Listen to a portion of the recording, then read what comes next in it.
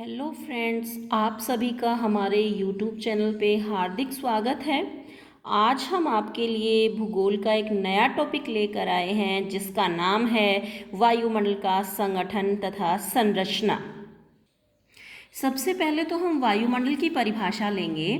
पृथ्वी के चारों तरफ कई सौ किलोमीटर की मोटाई में व्याप्त वायु के आवरण को वायुमंडल कहते हैं।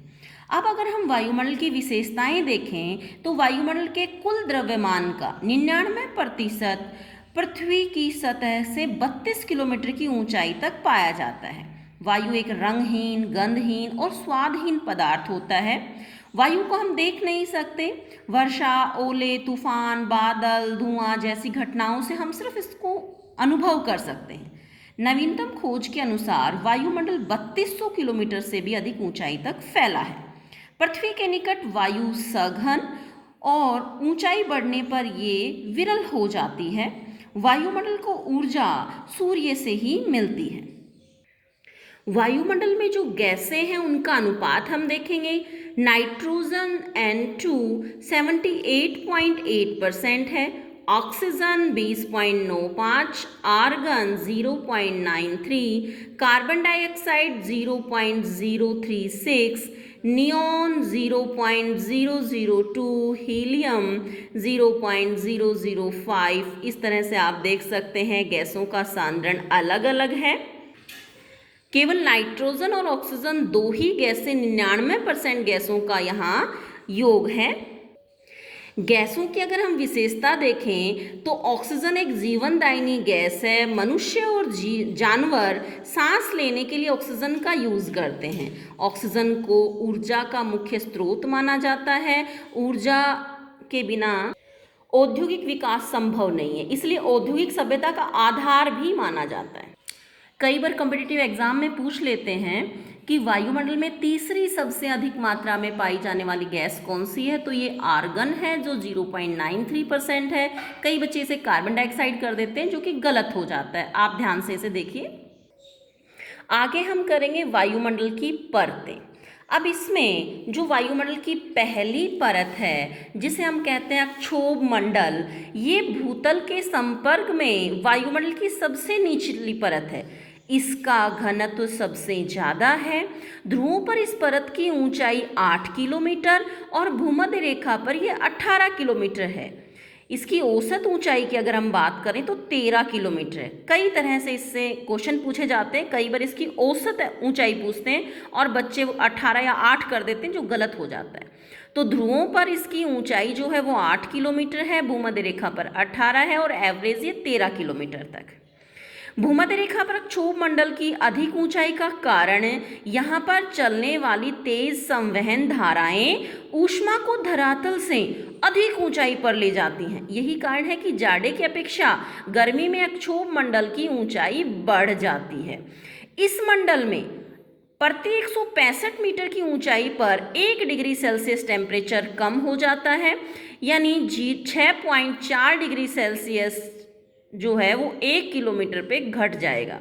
ऊंचाई बढ़ने पर तापमान गिरने की इस दर को सामान्य ह्रास दर कहते हैं। मानव या अन्य धरातलीय जीवों के लिए परत सबसे महत्वपूर्ण है क्योंकि मौसमी परिवर्तन इसी परत में होते हैं। क्षोभ मंडल में ही भारी गैसें, जलवाष्प, धूल कण, अशुद्धियां या आकस्मिक रचकों की अधिकता पाई जाती है। अक्षोभ मंडल से ऊपर अक्षोभ सीमा होती है जो 1.5 से 2 किलोमीटर तक पाई जाती है। इसे मौसमी परिवर्तनों की छतें कहा जाता है। आगे हम बात करते हैं समताप मंडल, स्ट्रेटोस्फेयर की। ये क्षोभ मंडल से ऊपर 50 किलोमीटर तक फैला हुआ है। इसमें केवल 36 हवाएं चलती हैं। इस परत की मोटाई भूमध्य रेखा की अपेक्षा ध्रुवों पर अधिक हो जाती है। कभी कभी ये परत भूमध्य रेखा पर तो लुप्त भी हो जाती है। इस परत के निचले भाग में 20 किलोमीटर की ऊंचाई पर तापमान एक जैसा रहता है, इसीलिए इसे समताप मंडल कहते हैं। इसकी ऊंचाई 50 किलोमीटर तक मानी जाती है। इसका कारण ये है कि यहाँ 20 से 50 किलोमीटर की ऊंचाई में वायुमंडल में ओजोन गैस पाई जाती है जो सूर्य से आने वाली पराबैंगनी किरणों को अवशोषित करके तापमान को बढ़ा देती है। यानी 20 से 50 किलोमीटर तक यहाँ ओजोन परत पाई जाती है जो सूर्य से आने वाली पराबैंगनी किरणों से हमारी रक्षा करती है। यहाँ से ये क्वेश्चन पूछा जाता है कि हवाई जहाज चलाने के लिए कौन सी परत आदर्श है, तो समताप मंडल में ही हवाई जहाज चलाई जाती है। आगे है मध्य मंडल, मेसोस्फीयर। समताप मंडल के ऊपर स्थित वायुमंडल की तीसरी परत है और यह 80 किलोमीटर तक फैला हुआ है। इस परत में ऊंचाई के साथ तापमान घटने लग जाता है और 80 किलोमीटर की ऊंचाई पर तापमान -100 डिग्री सेल्सियस से नीचे गिर जाता है। मध्यमंडल में वायुमंडल का सबसे कम तापमान पाया जाता है। ये भी इंपॉर्टेंट क्वेश्चन बनता है कि यहाँ तापमान -100 डिग्री सेल्सियस तक पहुँच जाता है। इस परत में ग्रीष्मकाल में मध्य अक्षांशीय प्रदेशों में निशादीप्ति मेघ दिखाई देते हैं। इन बादलों की उत्पत्ति उल्काओं के विखंडन से प्राप्त धूल कणों के नाभिकों के चारों ओर हिमकणों के एकत्रित होने से होती है। इस मंडल में उल्काएं आकर जलकर नष्ट हो जाती हैं। अगला है तापमंडल। ये मंडल मध्य मंडल के ऊपर वायुमंडल की चौथी परत है जो 80 किलोमीटर से 640 किलोमीटर तक फैला है। इस परत के प्रारंभ होते ही तापमान नाटकीय ढंग से ऊंचाई के साथ बढ़ता हुआ 1480 डिग्री सेल्सियस तक पहुंच जाता है। तापमान में ये वृद्धि गैसीय कणों तथा सूर्य से प्राप्त होने वाले एक्सरे और पराबैंगनी विकिरणों के अवशोषण के कारण होती है।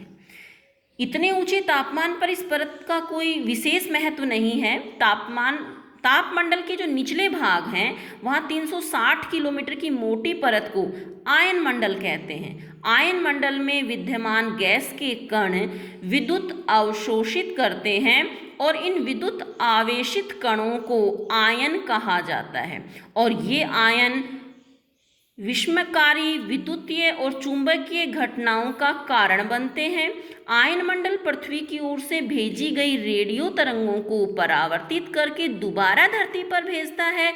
इसी से आज दूरसंचार विकसित हुआ है।